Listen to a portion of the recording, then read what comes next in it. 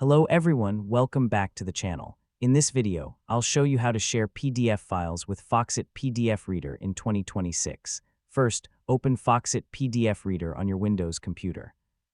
Now open the PDF file that you want to share. After opening the file, go to the top right corner and click the Share button. Here you may see options such as Gmail or other sharing options. These options allow you to share the PDF file through supported services. For this tutorial, I'll show you the easiest method that works for everyone. Click File in the top left corner.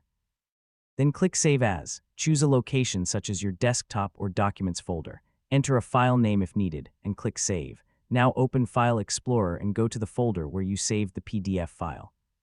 Select the PDF file, and you can upload it to Google Drive, OneDrive, Dropbox, WhatsApp, Telegram, or any other file-sharing service.